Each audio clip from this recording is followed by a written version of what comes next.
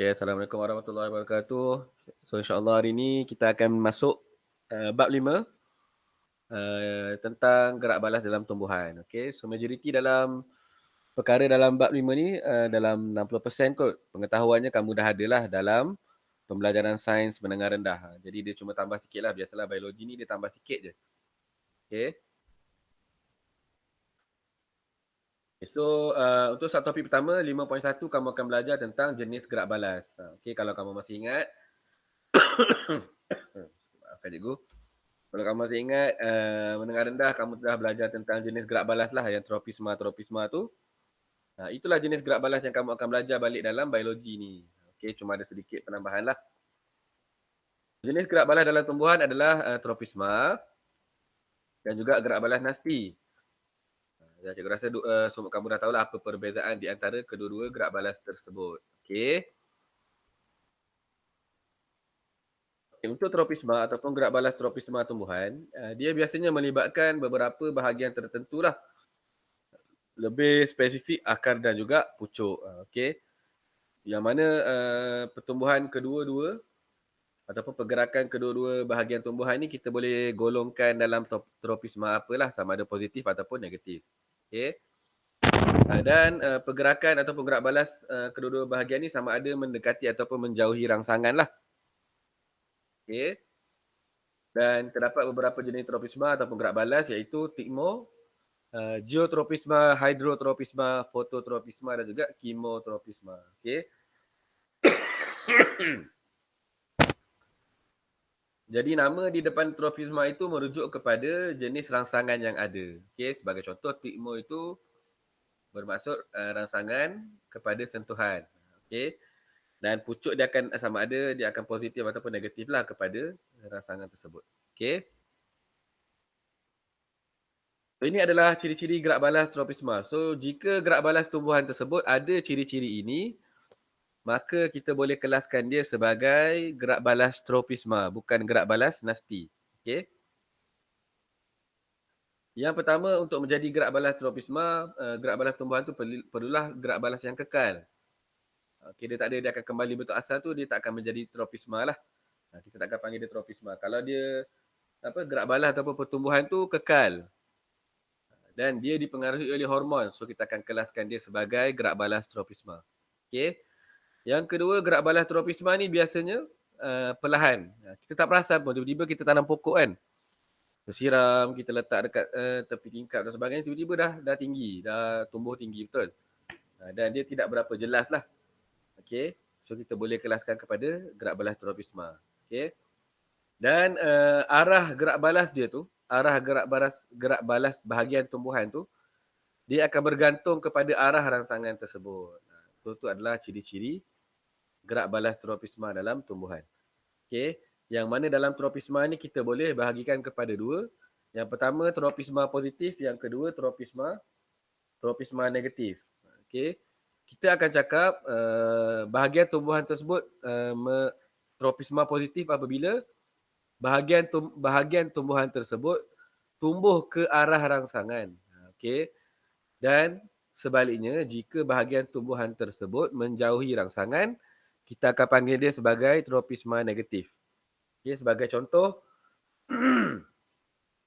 kita letak pokok dalam satu bekas. Okay, kita pun letak di tepi tingkap lah, ada sumber cahaya. Dalam masa 2-3 minggu kita tengok pucuk akan tumbuh ke arah cahaya tu, ke arah tingkap tersebut lah. So kita boleh katakan dalam keadaan tersebut ataupun dalam situasi tersebut, pucuk adalah fototropisma positif, manakala akar adalah fototropisma juga, sebab kita cakap tentang rangsangan cahaya, tapi dia adalah fototropisma negatif sebab dia tidak tumbuh ke arah cahaya, dia makin memanjang ke bawah. Boleh? So itu penting dalam penulisan jawapan, kamu kena sebut gerak balas apa ataupun tropisma apa yang terlibat dan sama ada negatif ataupun positif lah. Okay. Tak boleh sekadar sebut, okay, pokok tersebut mengalami fototropisma positif. Bahagian apa yang mengalaminya? So, kamu kena sebut lah. Okay. Itu kesilapan yang biasa dilakukan. Contoh gerak balas, tigmo, geo, hydro, foto dan juga chemo. Okey. Hipnotropisma merupakan gerak balas terhadap sentuhan. Okey.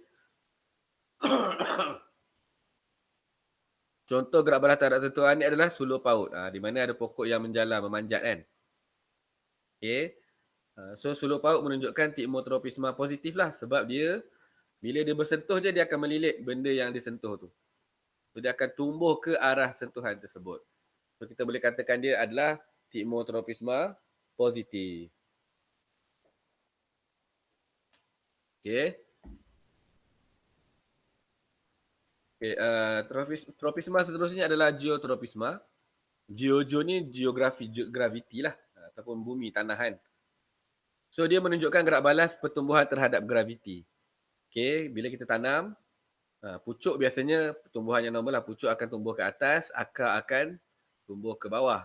Okay, mengikut graviti. So kita boleh katakan pucuk menunjukkan geotropisma dia negatif sebab dia menjauhi graviti. Okay. Dan akar pula menunjukkan geotropisma yang positif. Okey, dia mendekati rangsangan ataupun tumbuh ke arah rangsangan. Okey, hidrotropisma merupakan gerak balas pertumbuhan terhadap air. Okey, biasanya akar jugalah yang akan menunjukkan hidrotropisma yang positif sebab akar akan tumbuh ataupun akarlah yang akan mencari air. Okey, pucuk pula adalah hidrotropisma negatif. Fototropisma macam cikgu terangkan tadi, okay, pucuk menunjukkan fototropisma positif, akar menunjukkan fototropisma negatif. Dan kemotropisma pula menunjukkan gerak balas pertumbuhan terhadap kimia. Okey.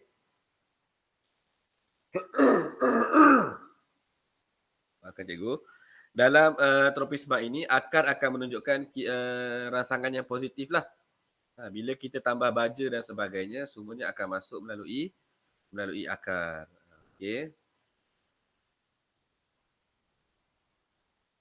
Tetapi jika kita meletakkan racun, akar ini juga akan menunjukkan kemotropisma yang negatif. Sebab dia akan menjauhi bahan kimia lah, dia tak akan sedut racun. Okay, dia hanya akan sedut baja ataupun nutrien. Okay. So dalam kemotropisma, akar itu boleh menjadi positif dan dia juga boleh menjadi gerak balas yang negatif. Bergantung kepada bahan kimia yang diletakkan. Okay. Okay, jika tadi kita tengok gerak balas tropisma, sekarang kita tengok gerak balas nasti lah. Okay. Di mana tropisma, nasti juga akan ada beberapa jenis lah. Fotonasti, seismonasti, niktinasti, termonasti dan juga tipmonasti. Okay. Jika dalam menengah rendah kamu hanya belajar satu je lah kan. Gerak balas nasti ni satu je. Sentuh, tutup kan. So dalam biologi dia akan tambah sikit lah. Okay, apakah ciri-ciri tumbuhan yang ada gerak balas nasti?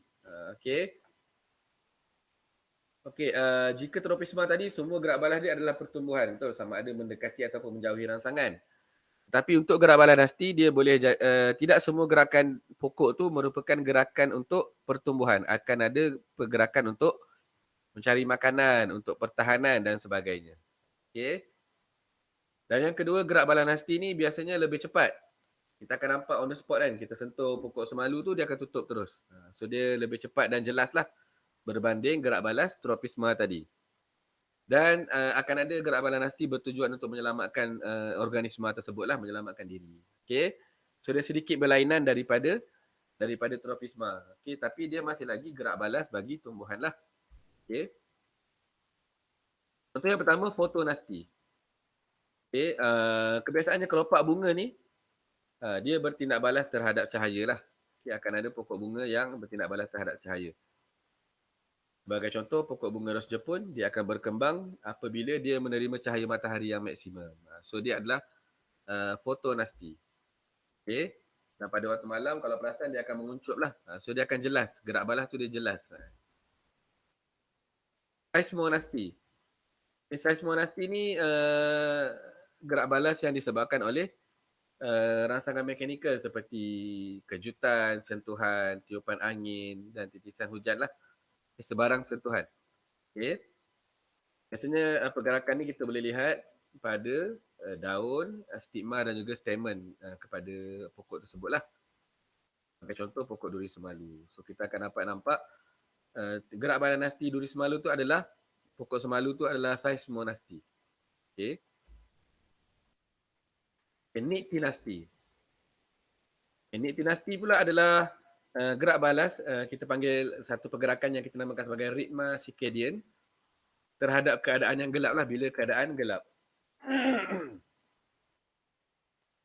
Okey, sebagai contoh pokok kacang, kalau kamu pernah perhatikan lah, seperti pokok petai kan, dia pada waktu malam dia akan menguncup, dia akan kucup lah, dia tak akan kembung dan dia akan kembali terbuka pada waktu siang. Semua itu dikawal oleh ritma circadian lah.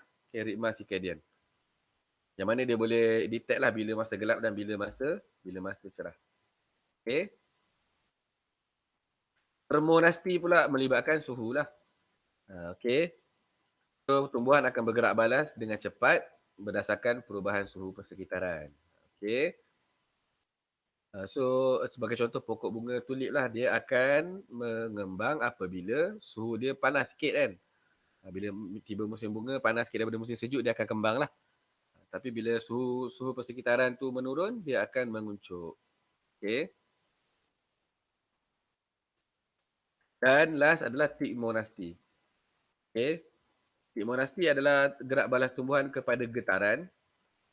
Okay. Dan kebiasaannya tigmonasti ni kita akan dapat tengok pada tumbuhan karnivor, iaitu sebagai contoh perangkap lalat Venus lah. Ada getaran ataupun sentuhan dekat bahagian tengah pokok tu. Dia akan menyebabkan daun dia tertutup dan dia akan memerangkap bahan ataupun serangga yang menyebabkan getaran tersebut. Okay. Tamatlah bab 5, subtopik 5.1. Dia sebenarnya adalah recap kepada apa yang kamu belajar dalam menengah rendah. Cuma ada beberapa tambahan maklumat lah untuk kamu ambil perhatian. Dan cikgu harap semua faham lah untuk subtopik 5.1. Kita akan jumpa lagi dalam video seterusnya dalam subtopik 5.2, phytohormon. Okay. Assalamualaikum warahmatullahi wabarakatuh.